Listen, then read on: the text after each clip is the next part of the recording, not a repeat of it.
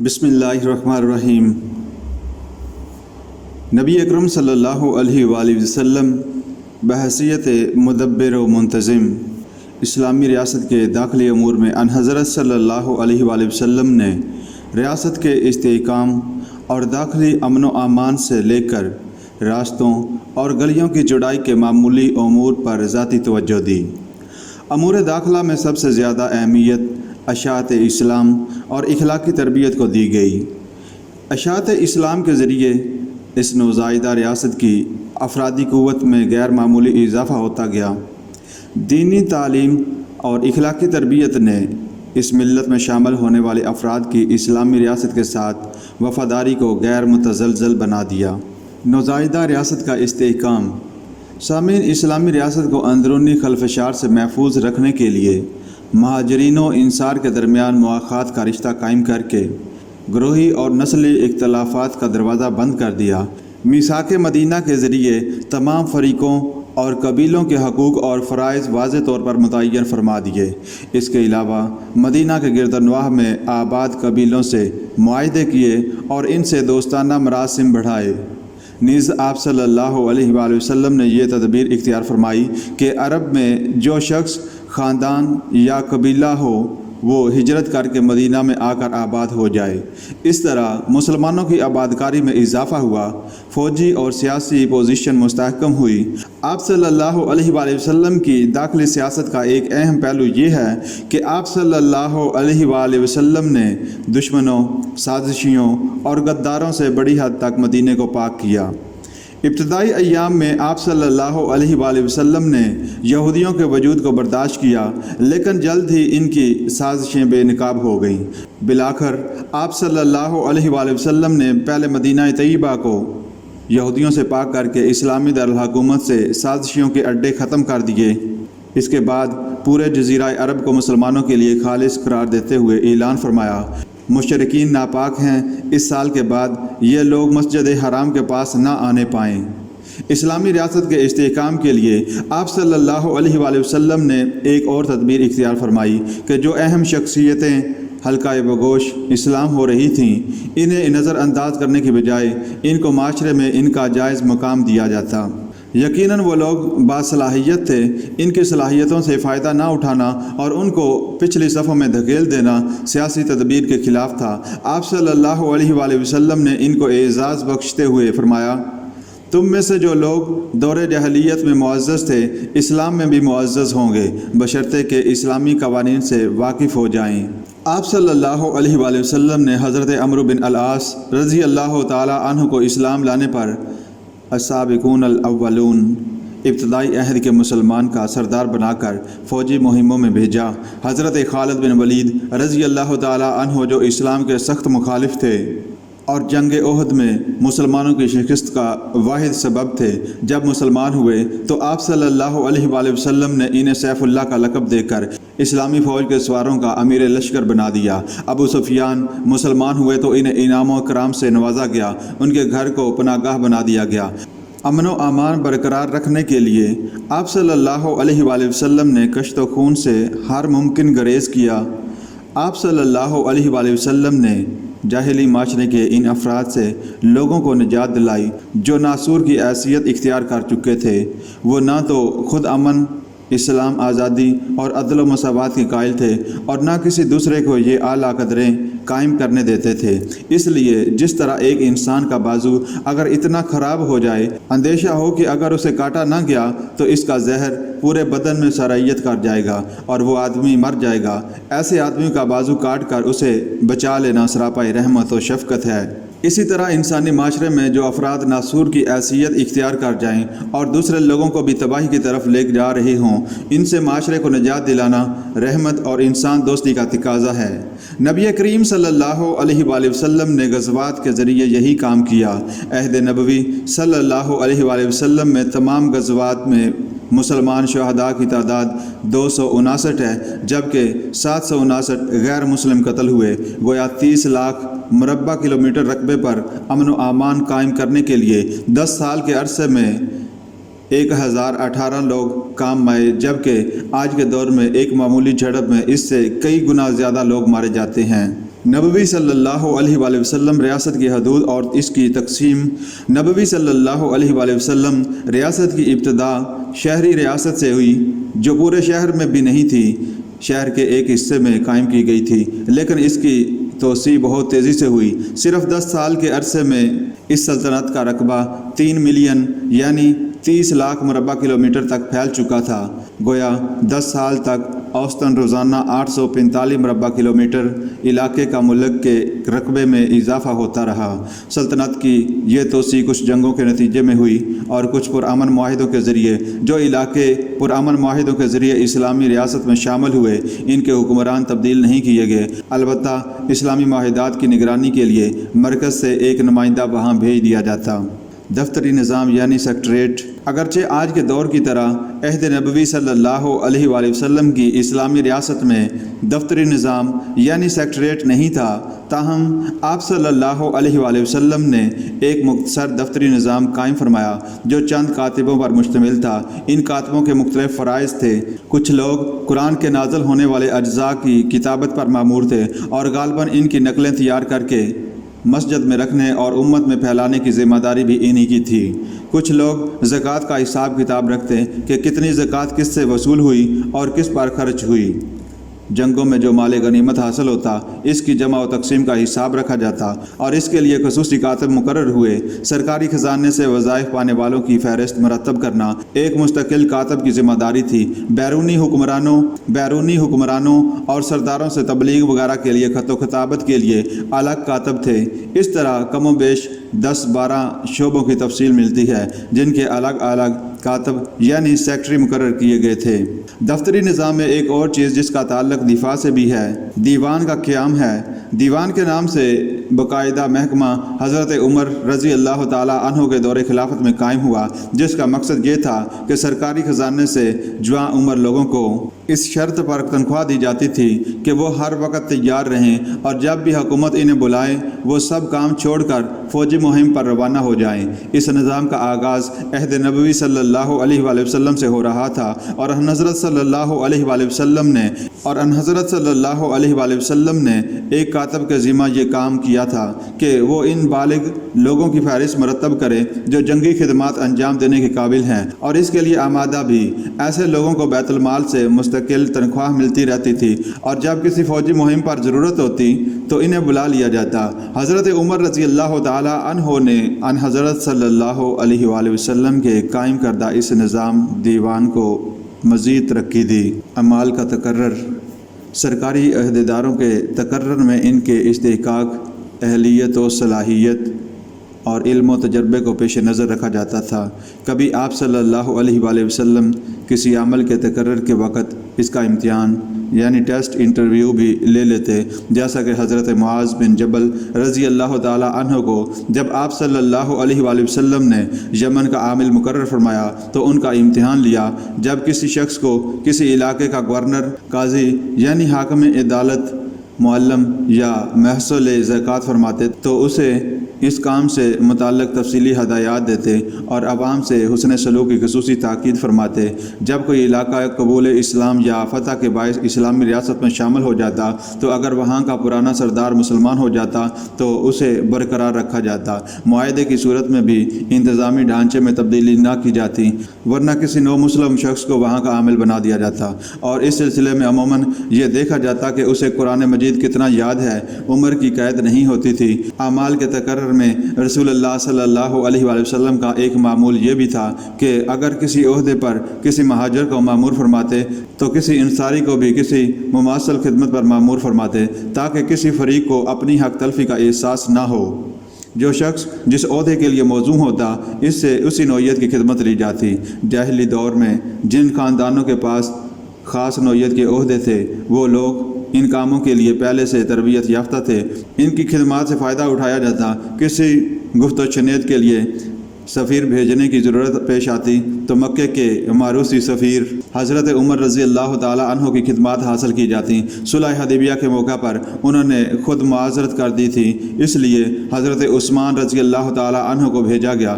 حضرت خالد بن ولید رضی اللہ تعالیٰ عنہ کو اسلام لانے کے بعد گھوڑ سوار فوج کا افسر بنا دیا گیا، کیونکہ مکے میں ان کا یہی منصب تھا۔ حضرت ابوبکر صدیق رضی اللہ تعالیٰ عنہ کو آپ صلی اللہ علیہ وآلہ وسلم نے مدینے میں مفتی مقرر فرمایا اور مکے میں ان کا یہی منصب تھا۔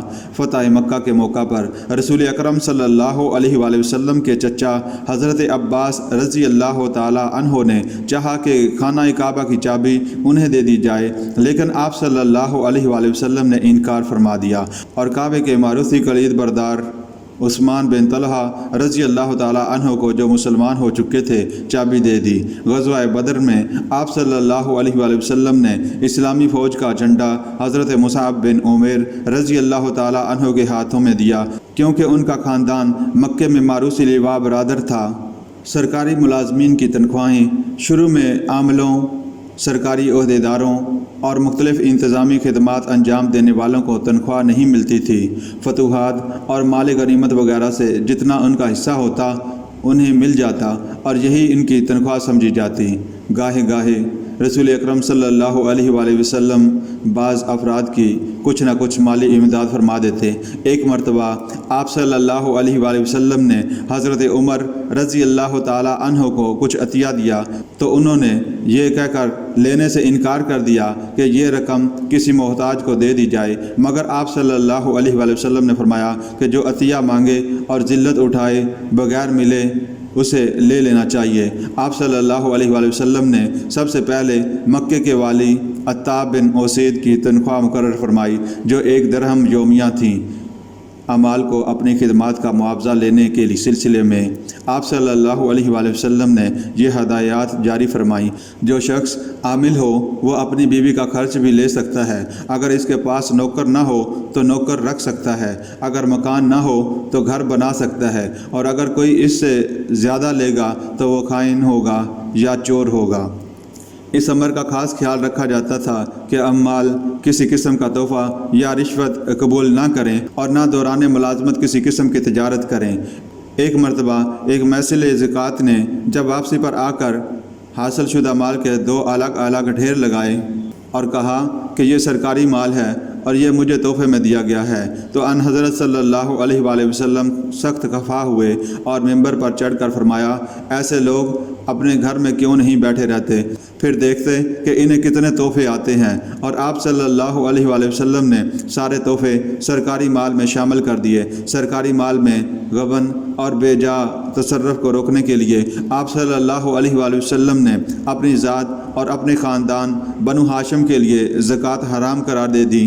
جب حکمران خود اور اس کے ازواہ و اقارب سرکاری خزانہ میں بے جا تصرف کے مجاز نہ ہوں تو دوسرے ملازمین کی بآسانی نگرانی کی جا سکتی ہے۔ طلباء سے تعلیم کا معاوضہ لینے کے متعلق ایک روایت سے ہمیں معلوم ہوتا ہے کہ ایک صحابی رضی اللہ تعالیٰ عنہ کو قرآن مجید کی تعلیم پر مامور کیا گیا۔ ایک دن انہوں نے حضور اکرم صلی اللہ علیہ وآلہ وسلم کو بتایا کہ ایک شخص کو قرآن کی تعلیم دی اور اس نے اظہار تشکر کے طور پر مجھے کمان دی ہے کہ اس سے اللہ تعالیٰ کی راہ میں جہاد کروں، کیا میں اسے لے سکتا ہوں؟ آپ صلی اللہ علیہ وآلہ وسلم نے فرمایا، یہ آتش دوزخ کی کمان ہے۔ وہ صحابی دوڑتے ہوئے گئے اور کمان شاگرد کو واپس کر دی۔ رسول اللہ صلی اللہ علیہ وآلہ وسلم سے انہوں نے وضاحت کر دی تھی کہ یہ کمان جہاد فی سبیل اللہ کے لیے ہے، مگر آپ صلی اللہ علیہ وآلہ وسلم نے فرمایا کہ اس میں ایک شائبہ یہ ہے کہ تم تعلیم کا معاوضہ لینا چاہتے ہو۔ اس سے معلوم ہوتا ہے کہ تعلیم کے سلسلے میں طلباء سے کچھ لینے کی صریحاً ممانعت ہے۔ البتہ حکومت کی طرف سے معلمین کی تنخواہیں خلافت راشدہ کے عہد میں مقرر ہو گئی تھیں اور ان کے لینے میں کوئی حرج نہیں ہے۔ مشاورت انتظامی امور کے لیے باہمی مشورے کا آغاز مکی دور سے ہو گیا تھا۔ قرآن حکیم میں ہے، مسلمان اپنے معاملات باہمی مشاورت سے طے کرتے ہیں۔ سے یہ قیاس کیا جا سکتا ہے کہ مکی دور میں اہل اسلام کی ایک شورائی مجلس وجود میں آ چکی تھی۔ تمام اہل اسلام اس مجلس کے ممبر تھے۔ اس کا اجتماع غالباً دار ارقم بن ارقم میں ہوتا تھا، کیونکہ مکے میں وہی آپ صلی اللہ علیہ وآلہ وسلم کا تبلیغی مرکز تھا۔ مدینہ منورہ میں مجلس مشاورت یا مرکزی پارلیمان بہت جلد وجود میں آ گیا، اور یہ مسجد نبوی صلی اللہ علیہ وآلہ وسلم تھی۔ تمام مسلمان مرد اور عورتیں اس کے رکن تھے۔ اس پارلیمان کا روزانہ 5 مرتبہ اجلاس ہوتا تھا، اور ضرورت پڑنے پر غیر معمولی اجلاس بھی بلائے جاتے تھے، جن میں ان حضرت صلی اللہ علیہ وآلہ وسلم ممبر پر چڑھ کر بیان کرتے اور مشورہ طلب فرماتے تھے۔ ہر قبیلے کے سردار سے یہ توقع کی جاتی تھی کہ وہ اپنی رائے دے۔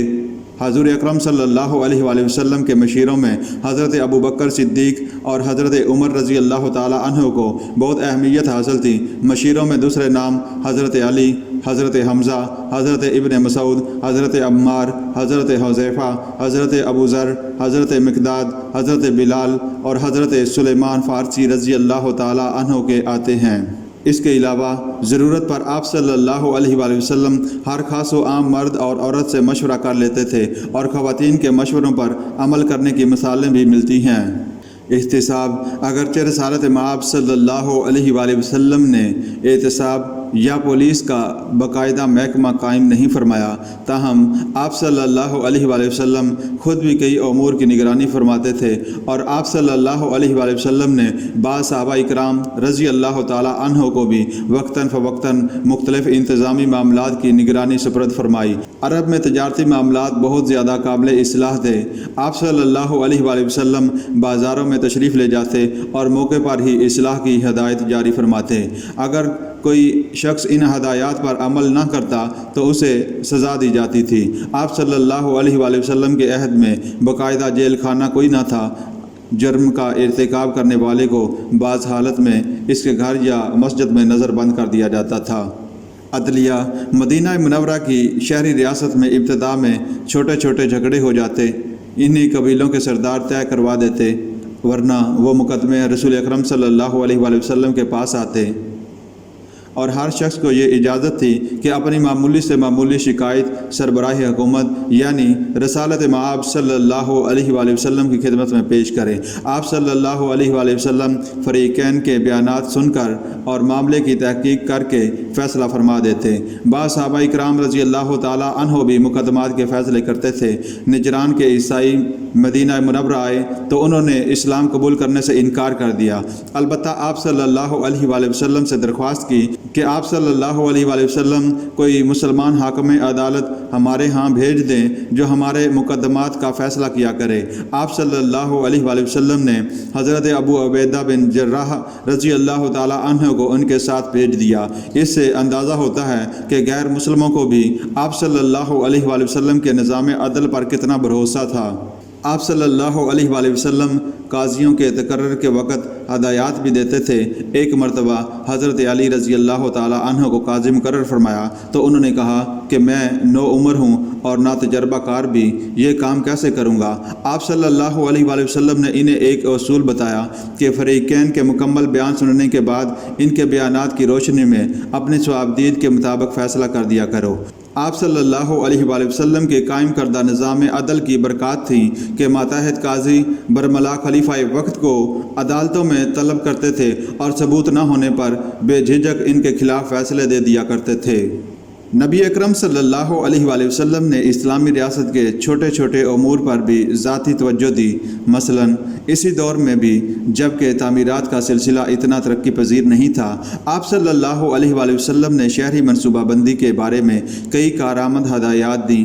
حضور اکرم صلی اللہ علیہ وآلہ وسلم نے فرمایا کہ شہر کے اندر گلیاں اتنی چوڑی رکھا کرو کہ 2 لدے ہوئے اونٹ بآسانی آمنے سامنے سے گزر سکیں، گویا آج کے دور کے مطابق 2 گاڑیاں آسانی سے گزر سکیں۔ نیز آپ صلی اللہ علیہ وآلہ وسلم نے فرمایا کہ گھروں کا کوڑا کرکٹ مکان کے باہر گلی میں نہ پھینکا کرو، بلکہ اپنے مکانوں کے صحن اور سامنے کی جگہ کو صاف ستھرا رکھا کرو۔ مدینہ منورہ میں آپ صلی اللہ علیہ وآلہ وسلم نے ایک دفعہ مسلم آبادی کی مردم شماری بھی کروائی تھی۔